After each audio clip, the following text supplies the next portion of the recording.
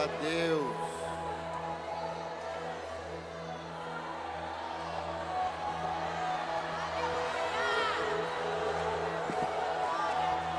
Pode glorificar o nome do Senhor. Pode glorificar o nome do Senhor, que você não me atrapalha. Pode glorificar o nome do Senhor. Pode bendizer, pode glorificar. Aleluia. Aleluia. Graças a Deus.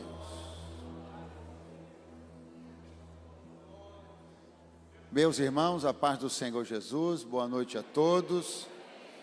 Que bom estarmos juntos, que prazer servi-los mais uma vez. Hoje aqui no encerramento, hoje não, encerramento, né?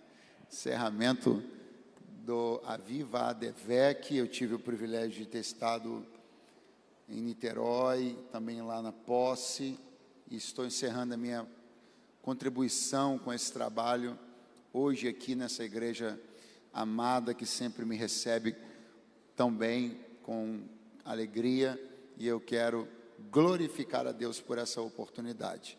Quem trouxe a Bíblia Sagrada? Quem trouxe a Bíblia Sagrada? Pegue-a, por favor, agora e abra comigo na carta aos Efésios, capítulo de número 5. Efésios, capítulo de número 5.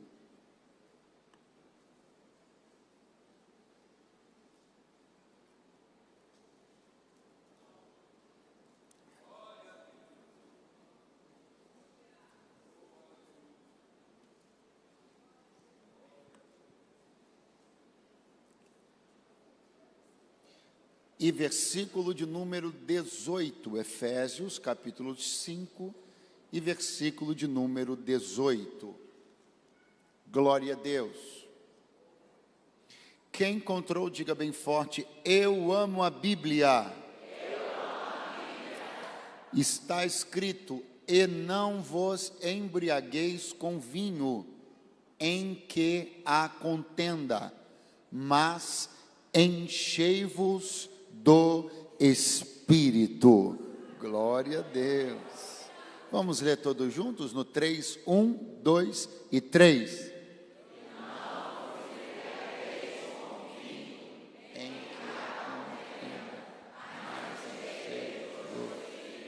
Pois bem, pegue ainda a sua Bíblia e abra no livro do Gênesis, capítulo de número 9.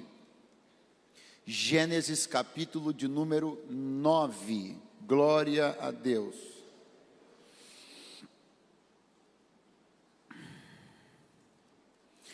E versículo de número 20, está escrito: e começou Noé a ser lavrador da terra, e plantou uma vinha, e bebeu do vinho, e embebedou-se, e descobriu-se no meio de sua tenda. Quantos dizem amém? Quantos dizem graças a Deus? Podem sentar-se em nome de Jesus. Quero glorificar a Deus, agradecer ao Senhor pela vida do pastor Silas, que está, como os irmãos sabem, numa viagem relacionada ao ministério, à nossa igreja. Me mandou uma mensagem hoje, desejando que tivéssemos todos uma feliz reunião, um grande culto. Deus continue abençoando seu servo e o fazendo bem sucedido em tudo que ele está colocando em suas mãos. Quero agradecer ao pastor Isaías, pastor Josué, pastor Jeremias, Abacuque, porque a gente começa a falar o nome de... Estivesse se empolgando, né? Mas é sempre bom ser recebido por vocês. Bom rever meu amigo Lucas Agostinho, né? Estivemos juntos ali na Posse, estamos hoje juntos aqui, e ano que vem a gente só fecha juntos, só pacote. Deus seja louvado para sempre e eternamente. Meus irmãos queridos, nós lemos aqui um texto clássico, clássico da Bíblia.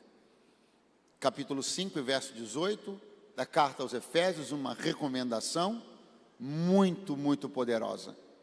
Uma recomendação empolgante, uma recomendação maravilhosa para todos aqueles que sabem quão valioso é, quão poderoso é ser cheio do Espírito Santo.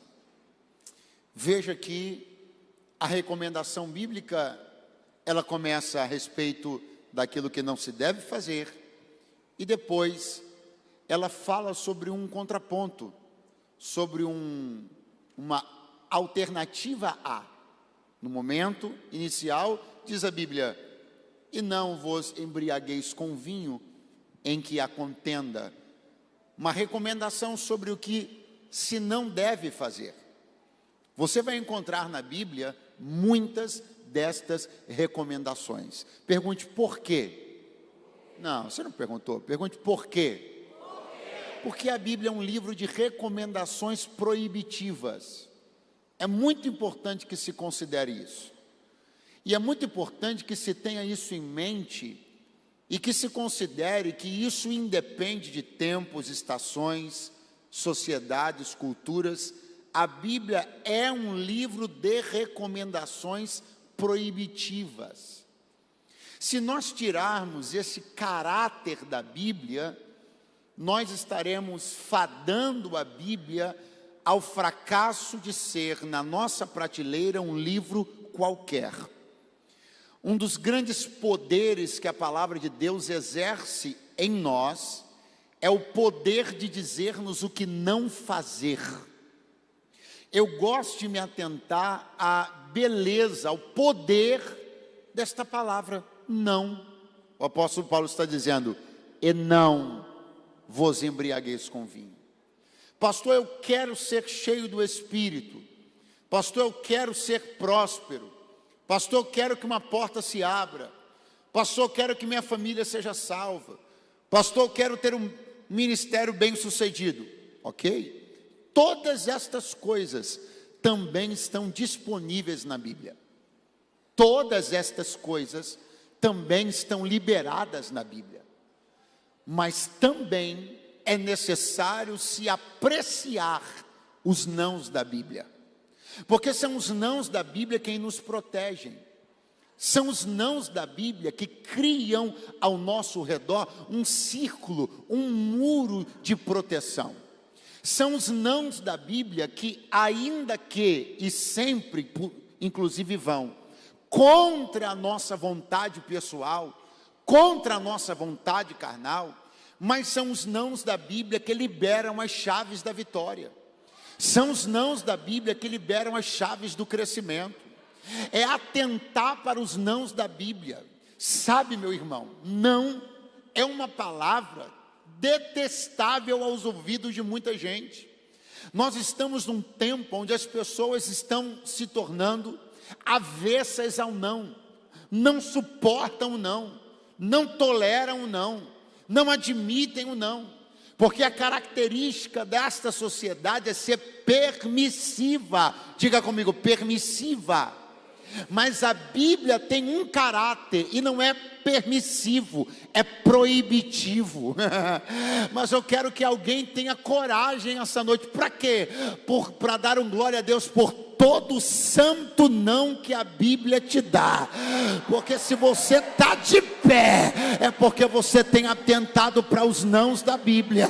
Se você vai morar no céu, é porque você tem coragem de, no meio de uma sociedade que requer, que clama, que gosta, que deseja a todo gosto a permissividade, ainda há um povo que sabe saborear os nãos da Bíblia Sagrada. Aleluia! Você já esteve perto de alguém fazendo alguma refeição e você comendo aquilo ali com gosto tremendo e a pessoa fazendo uma cara de que, por exemplo, jiló aqui. Quem gosta de jiló? Olha, quanta gente. Vou abrir uma barraca de jiló aqui na Taquara. Quantos gostam de jiló? Pois bem, Quantos não gostam de jiló? Não, eu vou além. Quantos detestam jiló? Então pense você que levantou a mão, que gosta de jiló, comendo um prato de jiló do lado da pessoa que levantou a mão dizendo que detesta jiló. A cena fica muito curiosa, pastor Isaías, porque enquanto alguém se delicia, alguém repudia. Enquanto alguém se delicia, alguém torce o nariz. Alguém já entendeu? Enquanto alguém, permita-me, lambe os beiços, alguém está quase com ânsia de vômito. Os nãos são assim. Quando nós aprendemos a apreciar o amargor do não, a gente se delicia. Enquanto a sociedade se arrepia e repudia, a igreja bíblica se delicia no não de Deus, porque sabe que está guardada, protegida e encaminhada para morar na eternidade. Quem diz amém essa noite? Não vos embriagueis com vinho em que há contenda. Não é uma proibição fora, não é uma proibição descabida, não é um não sem fundamento, não é um não sem razão. Perceba como a coisa é linda. O apóstolo Paulo diz: não vos embriagueis com vinho. E vou dizer por quê. Porque há contenda. E contenda não é bom não. Contenda atrapalha o crescimento da obra de Deus. Contenda conturba a sua vida. Contenda atrapalha as suas relações. Contenda perturba a sua mente. O apóstolo Paulo está dizendo para evitar, para não fazer uma coisa através da qual vem a contenda. E a contenda é um assunto que por si só é vasto, é amplo e é suficiente para se evitar, seja embriaguez, seja qualquer outra coisa. Porque se tem uma coisa que você deveria evitar, é a contenda. Porque a Bíblia diz assim: segui a paz com todos, e a santificação, sem a qual ninguém verá a Deus. Então, com muito carinho, olhe para o seu vizinho e diga para ele: para de confusão em nome de Jesus, aleluia. Pare de arrumar contenda em nome de Jesus. Fale quando tiver que falar, faça quando tiver que fazer. Estude, analise, pergunte para Deus o tempo da manifestação de cada palavra, porque diz a Bíblia: como maçã de ouro em salva de prata é a palavra dita ao seu tempo.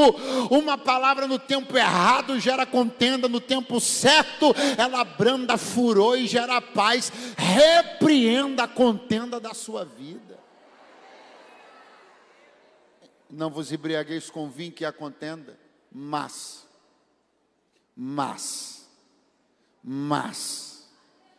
todavia, entretanto, no lugar de, em substituição a, enchei-vos do Espírito.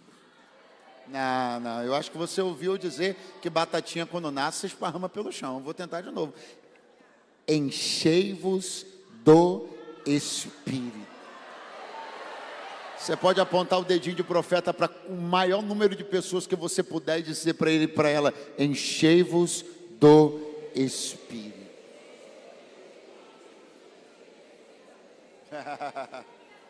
Eu acho muito interessante que esta recomendação, agora sim afirmativa, agora sim um incentivo à prática de algo e não o contrário, como foi na parte A do verso. Eu acho muito importante que o enchei-vos do Espírito não está registrado no livro dos Efésios em um outro contexto, solto, desconectado de algo que venha antes. Eu acho bonito observar que essa coisa, ele dizia: não faça isso, embora a sua carne tenha prazer nisso, embora seu corpo possa gostar disso, embora seu paladar possa apreciar isso, embora seu coração possa desejar isso. Só que aí quando alguém pensa que a Bíblia está me tirando dos meus desejos para me pôr numa vida de marasmo, Quando alguém pensa que a Bíblia está proibindo os meus desejos, para me colocar num terreno árido e insosso, eu descubro que não é isso. Eu descubro que o que Paulo está dizendo é o seguinte: eu não estou proibindo vocês pelo Senhor de uma coisa, para mergulharem numa vida insossa, para mergulharem numa vida qualquer. Eu estou tirando isso de vocês, mas vejam só o que vocês podem ganhar. Oh, aleluia! Engana-se muito quem pensa que você trocou o que trocou por nada. Você não trocou a balada por nada. Você trocou a balada pela festa do Pentecoste. Você não trocou a embriaguez por nada. Você trocou a embriaguez por ser cheio do Espírito Santo de Deus. E não vos embriagueis com vinho, em que há contenda, mas enchei-vos. Eu gosto, enchei-vos, porque não vos embriagueis com vinho que há contenda, mas embriaguei-vos do Espírito. Não vos embriagueis com vinho que há contenda, mas enchei-vos do Espírito. Está claro, portanto, que há uma profunda distinção entre estar embriagado de algo e estar cheio de algo. Quando você está embriagado de algo, você perde o controle das suas decisões. Você perde a gestão sobre sua própria vida. Você perde a sua noção de espaço e de tempo.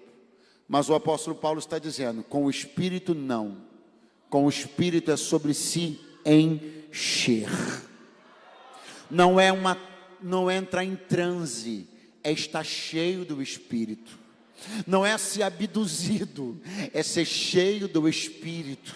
Não é ser hipnotizado, é ser cheio do Espírito. É saber exatamente quem me encheu, por que me encheu, que dia me encheu e para que me encheu. Se você perguntar para o embriagado, ele não responde nada, mas pergunte para alguém cheio do Espírito, ele sabe quem encheu, por que encheu e para que o encheu. Quem sabe por que está cheio, para que está cheio e quando foi cheio. Levante a mão, levante a mão, levante a mão, levante a mão, levante a mão, aleluia. Ou seja, ser cheio do Espírito envolve, diga comigo, envolve. Muito fraco, diga, envolve minha consciência. Envolve minha consciência nestas dimensões. Primeiro, eu sei quem me encheu. Segundo, eu sei por que me encheu.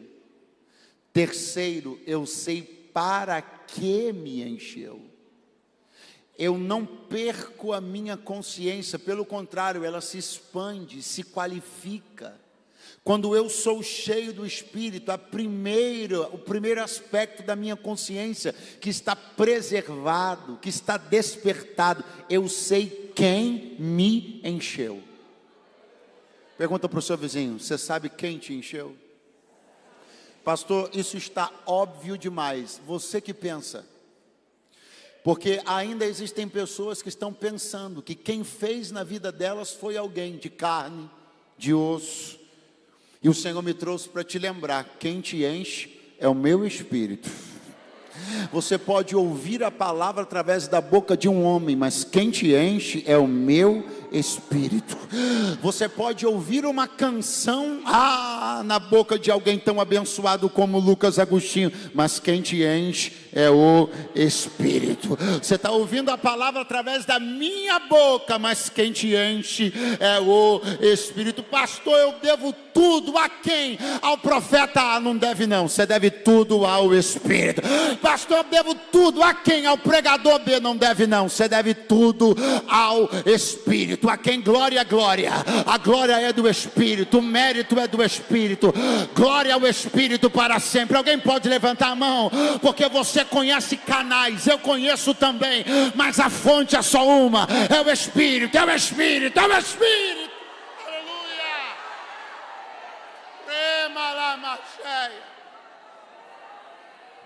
Sei quem me encheu. sei também por que me encheu e sei para que me encheu. Não fui cheio e nem serei cheio por uma razão qualquer.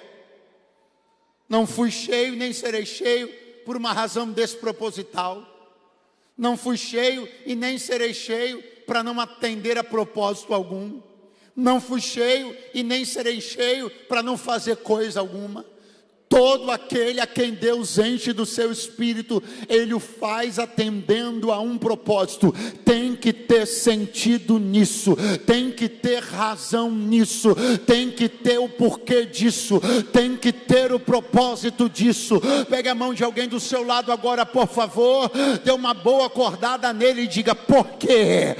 Para quê? Se você não tem essa resposta, ainda nem peça para Deus te encher. Mas se você já sabe por quê, e se você já sabe para quê, pode pedir que Ele vai encher. Aleluia.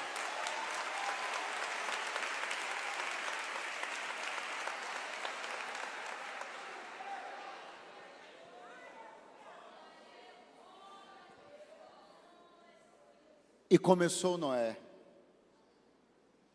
a ser lavrador e plantou uma vinha. Pastor, a carta aos Efésios já tinha sido escrita? Não. Mas Deus resistia, porque é eterno. Pastor, a recomendação de não embriagar-se com vinho já tinha sido dada? Não. Mas Noé sabia muito bem os efeitos danosos, nocivos da embriaguez. Agora repare bem, porque esta viagem não foi uma viagem qualquer e não é à toa.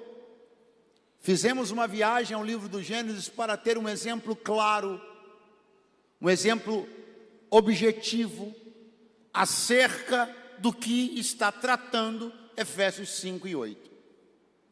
Repare os danos diretos. Repare o prejuízo e o impacto direto na vida, na família e no contexto aqui, deste homem. Nós estamos falando de Noé. Falar de Noé não é falar apenas de um homem. Falar de Noé é falar do homem que Deus escolheu para resetar a humanidade. Falar de Noé é falar tipologicamente de um segundo Adão, de alguém através de quem a humanidade começa de novo. Falar de Noé é falar de alguém que tem agora toda a terra. Diga comigo, toda a terra. Muito fraco, diga toda a terra. Falar de alguém que tem toda a terra à sua disposição para decidir o que fazer com ela. Repare bem, porque quando o Senhor Deus criou Adão, diz a Bíblia que o Senhor plantou um jardim no Éden. Deus não pegou um punhado de sementes e jogou na terra. Deus plantou árvores adultas. Tanto é verdade que o Senhor ordenou a estas árvores adultas que estas sim dessem sementes. As árvores adultas vieram antes das sementes. Só vieram as sementes depois de haverem as árvores adultas. O Senhor Deus plantou o jardim pronto no Éden. Pronto. E colocou o homem lá. Nós não vemos um Adão semeador, preste atenção. Nós vemos um Adão que cultiva um jardim pronto, cuida de um jardim pronto, passeia num jardim pronto. Noé não. Quando Noé sai da arca, não há uma terra verde por completo. A vegetação, é verdade, já começava a dar sinais de renovo. Prova disso é aquele broto que veio sendo trazido pela pomba. Nós vamos chegar lá. Mas fato é que não há uma vegetação rica, não há árvores por toda parte. E é por isso que esta decisão, diga comigo, decisão, Não, muito fraco, diga decisão. Essa decisão que Noé tomou no verso 20, ela é tão importante. Pastor, que decisão? Está aqui. Começou Noé a ser lavrador da terra.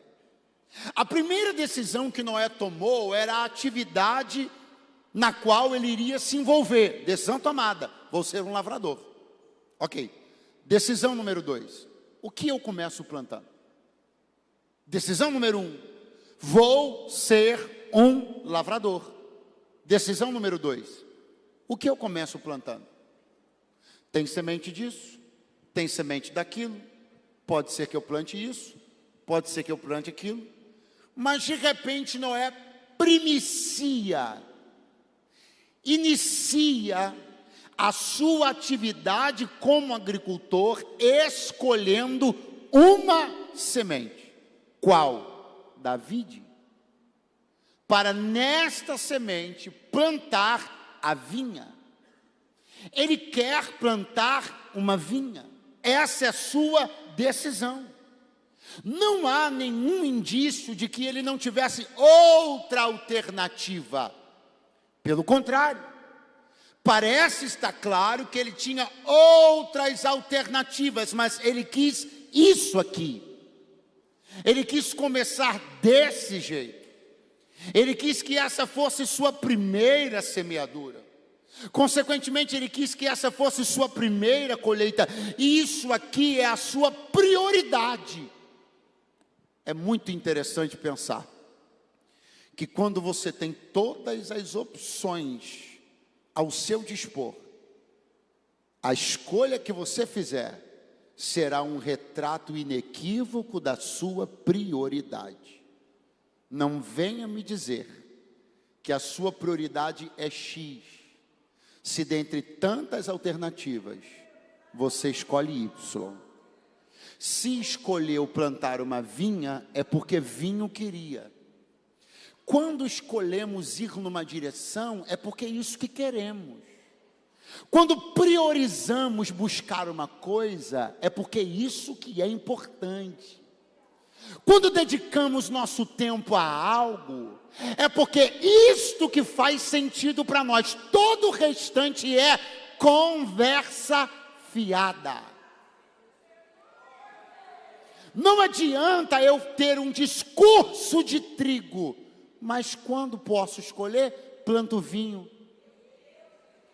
Eu tenho um discurso de azeite, discurso de oliveira, mas quando é para escolher, escolho o vinho. Deremi cantaraia.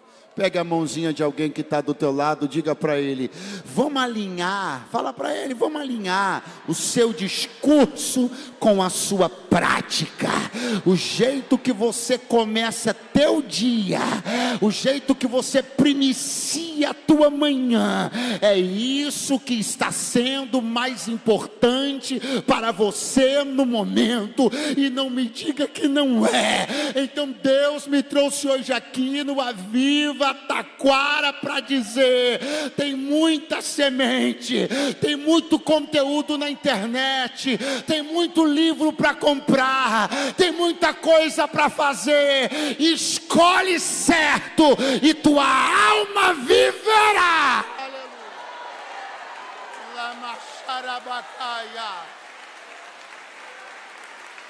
Aleluia. Noé escolheu. O que ele escolheu, pregador? Plantar uma vinha. E ele não só plantou da vinha, ele bebeu do vinho. E ele não só bebeu do vinho, ele se embebedou, ele se embriagou, ele exagerou, ele passou do limite, ele foi além da conta. Ele consumiu exacerbadamente, ele tomou exageradamente, ele passou do limite, ele cruzou a linha. Só que tem uma questão: quem é que diria para Noé que ele estava cruzando a linha? Não tinha ninguém. Quais eram os outros habitantes da terra nesse período? Avisa para o seu vizinho, os filhos dele. Numa sociedade patriarcal, você acha que filho vai dizer para pai que ele está exagerando? Pastor, o que o senhor está mostrando? Eu estou mostrando o perigo de um homem que não está perto de ninguém que o repreenda. Eu estou te mostrando como você é perigoso quando não há quem te aponte limite. Estou te mostrando porque é que você precisa. Falei isso numa live ontem, não sei se alguém aqui assistiu. O quanto você precisa urgentemente se cercar de gente que tem a capacidade de olhar no teu olho e dizer: tá estranho esse negócio aí, hein? Cerque-se de pessoas mais espirituais do que você, mais crentes do que você, mais bíblicas do que você, mais santas do que você, e dê a estas pessoas liberdade para olharem para você e dizer: está exagerando, está cruzando a linha, está indo além do teu limite. Pare agora, em nome de Jesus. O Espírito de Deus me trouxe a esse lugar para lhe dar uma palavra. Não se isole, não fique sozinho. Isso é suicídio espiritual. Fique perto de alguém que tenha a capacidade de lembrar a você a respeito dos limites que te protegem. Cerque-se dos seus velhos amigos, aqueles que têm a liberdade de dizer para você que alguma coisa não está indo bem. Pare de inteligentemente, para não dizer espertamente, cercar-se apenas de executores de ordens e de capachos. Cerque-se de gente que tenha autoridade para questionar você. Aleluia.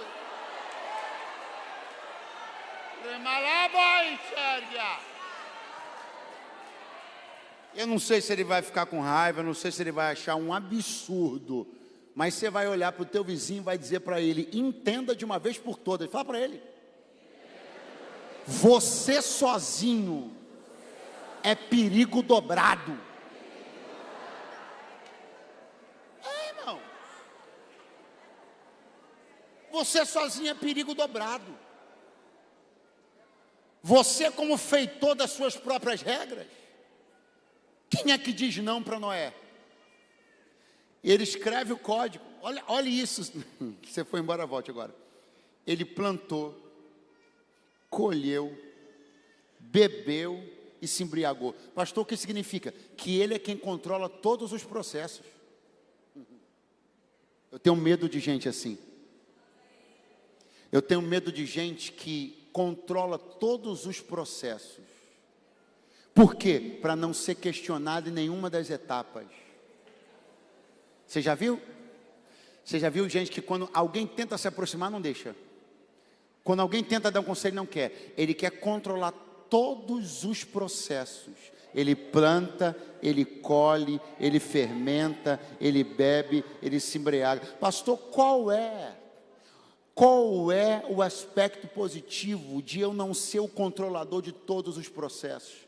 É que quando você estiver se excedendo em algum deles, alguém vai poder te dizer: está demais, não está certo, vigia com isso, dá uma olhada melhor naquilo, isso não está bom, olhe bem isso daí, rapaz, você deve dar, olha isso daí, hein? Olha como você escreveu isso, olha, essa postagem não ficou boa, olha, essa foto insinuou uma coisa que você não é. Alguém ainda está por aí?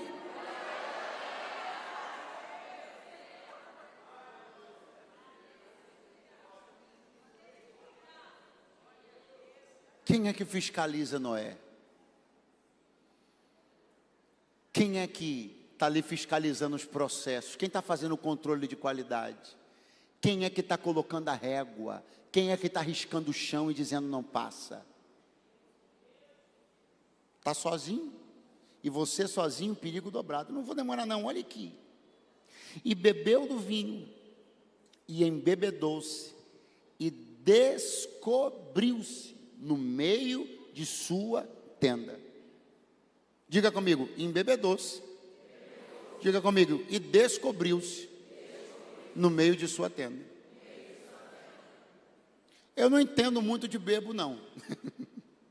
Não, é sério, não entendo, porque não tive ninguém na minha família alcoólatra. Não tive, ok? Mas é óbvio que eu já observei muitas pessoas embriagadas. Já observei, ocasionalmente, algumas pessoas embriagadas. E me estranha ler isso na Bíblia. Porque não me parece, me corrija se eu estiver errado, mas não me parece que é comportamento normal de quem se embriaga tirar a roupa. Me corrija se eu estiver errado. Pode eventualmente acontecer, claro, como pode eventualmente acontecer um monte de coisa. Agora, é muito estranho perceber que esse movimento de Noé, ele é tão automático. No que ele se embebeda, ele se desnuda. No que ele se embebeda, ele tira a cobertura. No que ele se embebeda, ele vê-se numa posição de vergonha. Isso não pode ser por acaso. Isso deve ser para a gente atentar para uma questão. Eu peço sua atenção por mais alguns minutos só. Preste atenção. Eu disse para você que Noé tipifica alguém na Bíblia. E quem é? Adão. Ele é um segundo. Passou esse negócio de segundo, hoje eu li na Bíblia que é Jesus. Não, você leu errado. Jesus é o último Adão. Está escrito aos Coríntios. Último Adão. Segundo Adão, um tipo. Porque através dele o Senhor Deus recomeçou a história da raça humana. Quem está me acompanhando, diga amém. Então agora há um sentido preocupante e latente quando eu leio que bastou Noé se embebedar, que veja como ele está nu. Não foi este o problema que se envolveu Adão e Eva quando pecou? Não foi a nudez o primeiro objeto de vergonha que o pecado gerou no ser humano? Pastor, onde o senhor quer chegar? Não, já cheguei. É Deus olhando para nós aqui dizendo, se você perder o controle, se você exagerar no que não deve, se você trocar uma vida cheia do Espírito por uma vida de excessos, seja onde for, o movimento automático depois disso é você ser reconduzido a uma posição de vergonha que o meu sangue foi derramado para evitar. O que aconteceu quando Adão pecou? E viu-se nu e ficou envergonhado, improvisou aventais de folha de figueira. O que o Senhor Deus fez? Foi lá pessoalmente, fez uma roupa de pele de cordeiro, um tipo direto da cobertura que o cordeiro sem pecado traria para o homem, e coloca sobre Adão. Aí quando eu olho para Noé, a primeira coisa que ele faz, no ímpeto do seu excesso, a primeira coisa que ele faz no descontrole do seu excesso, é arrancar essa cobertura. Parece que ele está incomodado com ela, parece que ele está se coçando com ela, porque o homem carnal, ele não quer estar coberto. O homem carnal, ele quer estar envergonhado. O diabo quer envergonhar, mas Deus quer cobrir. É por isso que nessa noite ele me trouxe para dizer, uma vida embriagada pela carne, pelo mundo, só traz escárnio e vergonha, mas uma vida cheia do meu Espírito traz honra e cobertura.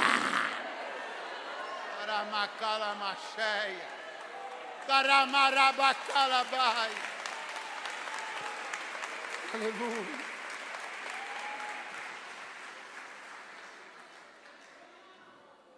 E descobriu-se no meio de sua tenda, e viu Cã, o pai de Canaã, a nudez de seu pai, e fê-lo saber a ambos seus irmãos fora.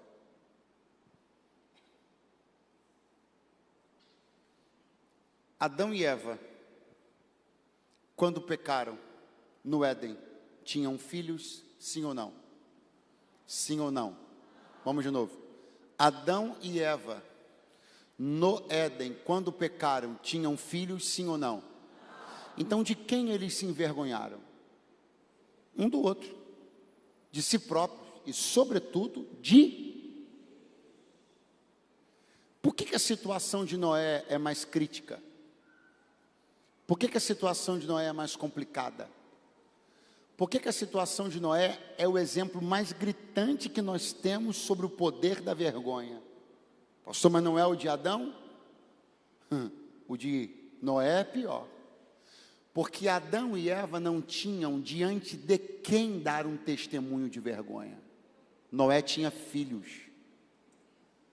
O que você não está percebendo é que isso não é apenas sobre você, é sobre quem está te vendo. O que você não está percebendo, eu digo isso com temor e tremor no Senhor. O que você não está percebendo é que isso não é apenas sobre o quanto você se sente envergonhado, ou quanto você ficará envergonhado, caso não atente para o que Deus te trouxe aqui para ouvir. Não é só sobre você, é sobre alguém que está com os olhos em você. Avisa para o teu vizinho que não vai ter jeito dele dizer que não sabia. Diga para ele, tem alguém, muito fraco, diga, tem alguém com os olhos em você. Então proteja seu testemunho, guarde o seu testemunho, guarde a sua idoneidade, guarde a sua santidade, porque tem alguém olhando para você, tem alguém se espelhando em você, tem alguém para quem você é uma referência, tem alguém que mira em você, tem alguém que quer ser como você. Então, pelo amor de Deus, vigia com teus passos, vigia com teus pés, vigia com teu coração, vigia com a tua boca. Há alguém por quem você tem que zelar. Não é apenas sobre você, é sobre mais alguém que, se enxergar em você o que não deve, terá o seu futuro comprometido. O que aconteceu? O que aconteceu com Cã? Repita comigo, teve. Eu não vou entrar não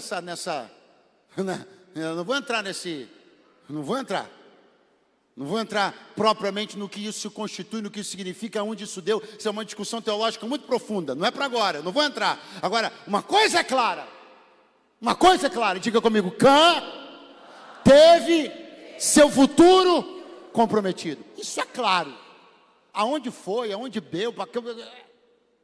Uma coisa é clara: a nudez de Noé, ao ser vista por Cã, comprometeu o futuro de Cã. Então, olhe aqui para mim, porque isso não é só sobre você, não. Não seja egoísta, dizendo, eu vou fazer, por quê? Porque eu quero. Para com isso, não é só sobre você. O futuro de alguém pode estar sendo comprometido, porque você está sendo irresponsável. Você acha, meu amigo, que tem razões para estar revoltadinho com a igreja, revoltadinho com o ministério, e ter largado tudo como você largou? Só que Deus está te enxergando aí onde você está, para te dizer uma coisa: não é só sobre a tua raivinha, não é só sobre o teu sentimento de que eu tenho razões para ter deixado. Tem gente olhando para você, teus filhos estão olhando para você, teus sobrinhos estão olhando para você. Há futuro de gente que depende do que eles estão enxergando em você. Então trata de dosar, trata de não se exceder, trata de vigiar, trata de plantar a semente certa, trata de priorizar a coisa certa, trata de deixar teu coração clamar todas as manhãs por aquilo que é certo, porque tem trigo para o corpo, tem vinho para a alma, mas tem azeite para o Espírito.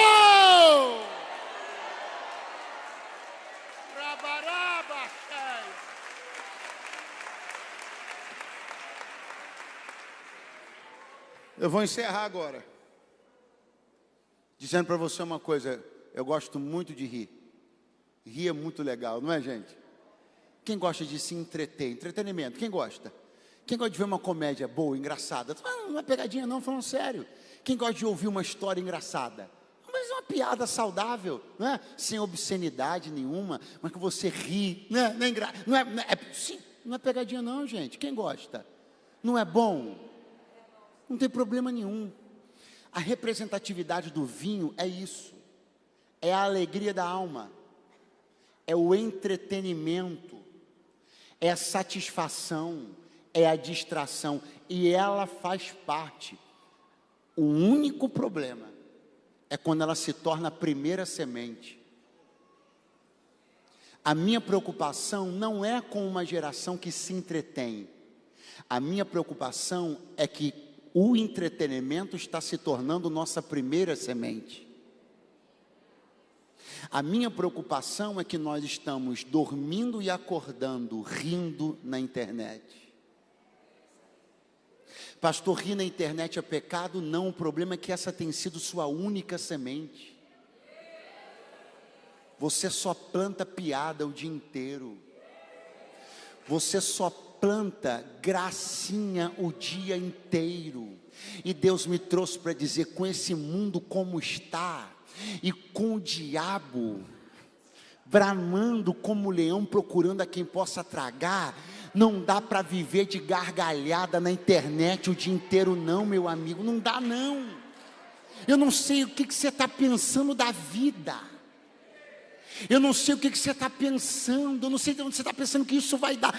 Eu vou largar a parte espiritual, eu vou falar do teu cérebro, eu vou falar do teu cognitivo. Eu não sei o que você está pensando, que você está fazendo com essa tua mente, submetendo ela a besteira o dia inteiro.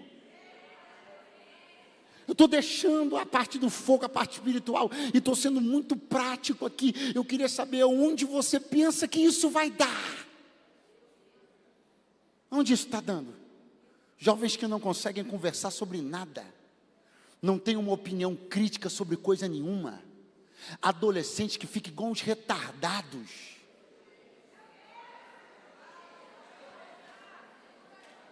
Uma vez eu não sei, eu já estava quase passando mal.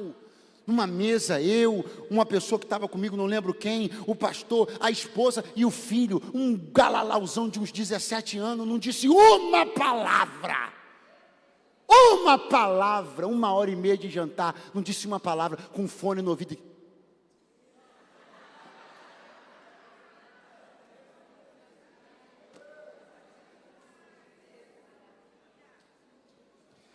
Vai virar chiclete do capeta. Pastor, vai virar, vai tomar coça quando chegar na universidade. Vão pegar ele, dobrar em 5, botar no bolso, porque não sabe defender a fé, não conhece nada de Bíblia, não conhece nada de cultura geral, não sabe nada de nada, só fica rindo o dia inteiro igual. Planta a semente da oliveira, enche a tua vida do Santo Espírito, porque rir é bom, mas não dá para viver só de gargalhada.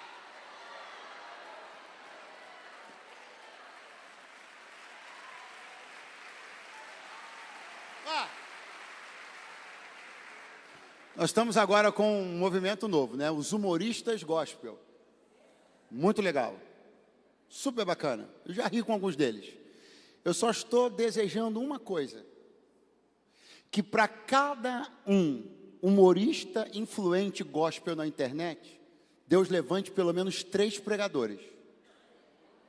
Porque o problema vai ser se todo mundo que ganhar notoriedade na internet nos próximos meses e anos for um bando de gaiatos, e Deus não levantar nenhum profeta, ou nenhum profeta quiser ser levantado. Se para cada comediante Deus levantar 5 profetas, não tem problema nenhum. Mas se para cada 5 comediantes se levantar um profeta, nós vamos ter uma crise na igreja em pouco tempo. Não precisa dizer glória, não precisa dizer aleluia, não precisa dizer nada. Planta a semente certa. Prioriza a semente certa. Vai ter tempo para plantar tua vinha, vai ter tempo para alegrar a alma, vai ter tempo para sorrir, tem tempo de comer pipoca, tem tempo de jogar conversa fora, mas não pode ser o tempo todo, não dá para ser o tempo todo, não pode ser a primícia. Ei, Noé, a primeira semente que tu lançou na terra diz respeito àquilo que você mais queria. Então o que você mais queria era alegrar a tua alma, mas o que você mais deveria querer, deveria ser cheio do Espírito Santo. Fica de pé do teu lugar agora. Só quem quer ser cheio do Espírito Santo. Ramalabai Xergia.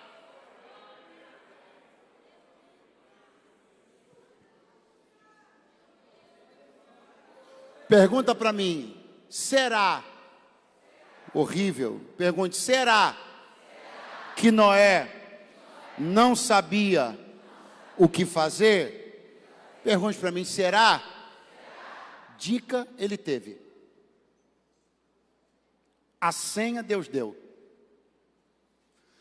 Deus deu a dica para ele de qual deveria ter sido a primeira semente que ele semearia na terra. Deus deu a senha para ele, de quando ele saísse da arca, qual deveria ter sido a prioridade dele. Deu não, pastor? Deu. Tem certeza? Absoluta. Se você tem basicamente 3 sementes, o trigo para o corpo, o vinho para a alma, e a oliveira para o espírito, Deus deu a senha para Noé, ainda quando ele estava dentro da arca. Segura a mão de alguém do teu lado agora, fala para ele, Deus sempre dá a senha.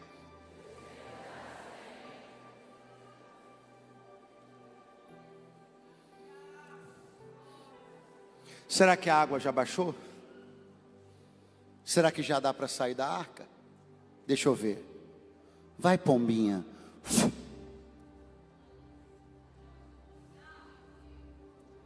Foi ela, símbolo do Espírito. Alguém ainda está aí?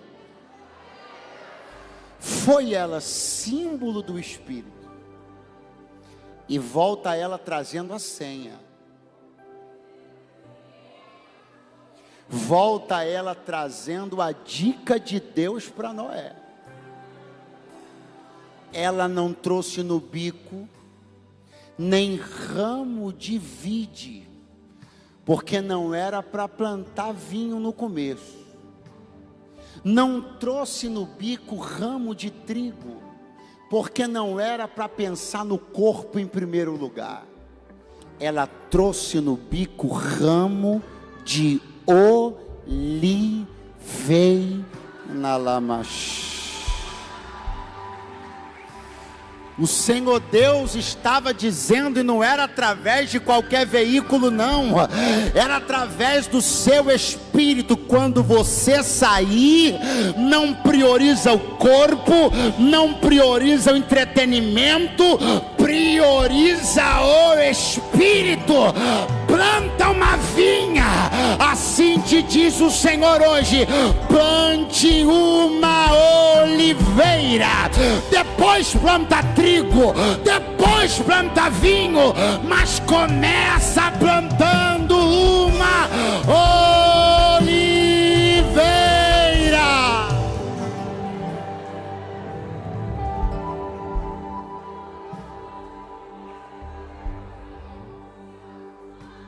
Amanhã de manhã, eu disse quando? Não, quando eu disse? Você vai se lembrar dessa palavra, e eu também. E amanhã de manhã você vai olhar para a sua mão e vai ter 3 sementes nela. Vai ter trigo. E o teu corpo vai dizer: me prioriza. Vai ter vide. E tua alma vai dizer: se alegra. Vai ter oliveira. E teu espírito vai dizer: começa por mim. Amanhã de amanhã vai ser um terreno aberto diante dos nossos olhos. E eu e você teremos a oportunidade de começar a levar a sério o que nós ouvimos hoje aqui. Porque eu não pretendo ligar meu celular para ver piada amanhã no primeiro minuto do dia. Eu não pretendo levantar da cama e cair para fazer flexão no primeiro minuto do dia. Porque nem é trigo a minha prioridade, nem é vinho a minha prioridade, mas é azeite, azeite, azeite, azeite, azeite, azeite. Levanta a mão, levante a mão. Levante a mão, priorize a unção, priorize a unção, priorize a unção.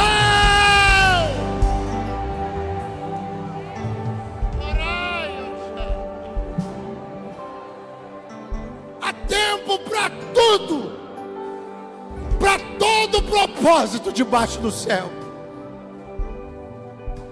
mas que as nossas primícias sejam a oliveira. Não vos embriagueis com vinho em que há contenda, mas enchei-vos do Espírito. Quantos podem dizer amém esta noite?